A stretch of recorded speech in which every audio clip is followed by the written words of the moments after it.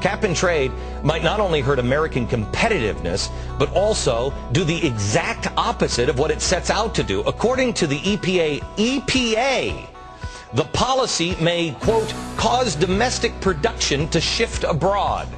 Why would that happen? When those companies take their businesses overseas, they're going to wind up in countries, most likely, without cap and trade rules because they can make their products cheaper there. That will actually increase greenhouse emissions.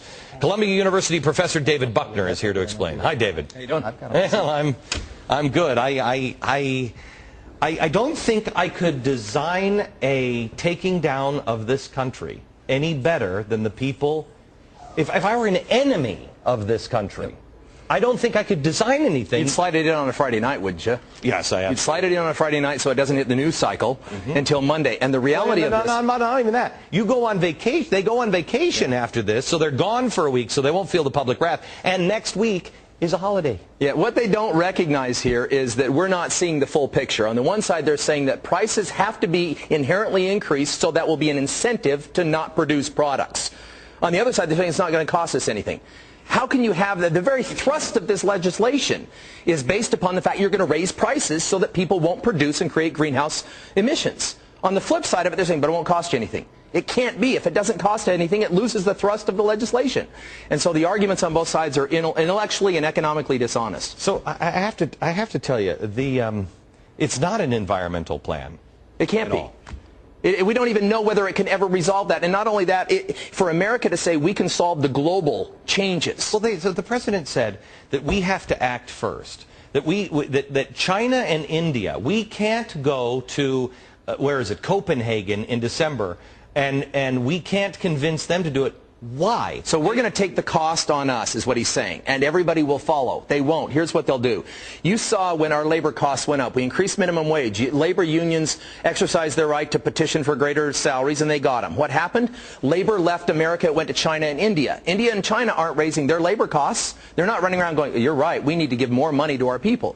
They're going to take the markets. There is no way in which the increasing costs in America will ever remain, will keep us productive and keep us competitive. It will shift our production overseas. This is an exportation of labor. If I look at this, I mean, I just heard the governor of Virginia talk about this, and he said, well, we have to get this passed as a nation, but we could never pass it just as a state because that would hurt us competitively and we'd lose business here. I mean, how does it work for the federal? How does it work nationwide if it doesn't? Because it's going to be, well, it's actually saying for these states that it wouldn't work independently. We're going to shift. It's a redistribution. So the ones that get hurt, oh, we're going to even it out across the country. David, how long does it take? I mean, you know, I mean, I don't know if you're as pessimistic as I am. I mean, I think we are witnessing the destruction of our country. I really do. I don't know if it's in 2 months, 2 years, 20 years, but we are seeing unsustainable ideas happen here. We're seeing the cannibalization of capitalism. I agree with that. We are seeing policies in 5 months that have cannibalized 5 corporations and brought them underneath the umbrella of one government, which I never would have imagined in a capitalist environment in America we would see. We're seeing even these environmental bills with no science and no way to pay for them fully validated. There is not economic honesty in the dialogue. That's what concerns me. And it's not just about politics. It is the economics of it. Tell me how you're going to raise the cost of something such that people will be dissuaded from producing and not cost anything on the other side. The thrust of the argument is the increase in cost. So, David, I had people call the radio show today, and this language really scares me, quite honestly. People are saying, Glenn, how is this not treason?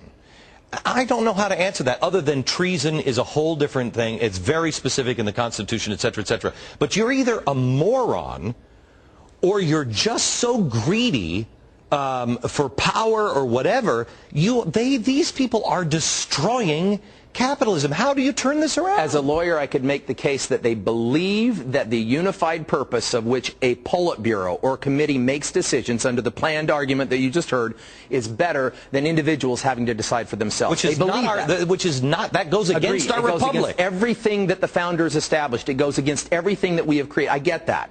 But they believe it. They believe that in this modernist approach to things. America doesn't. Agreed. America, you are not red. I'm sorry, you're not red. You might be green, but you aren't red. We're not all socialists. David, thank you very much. Okay.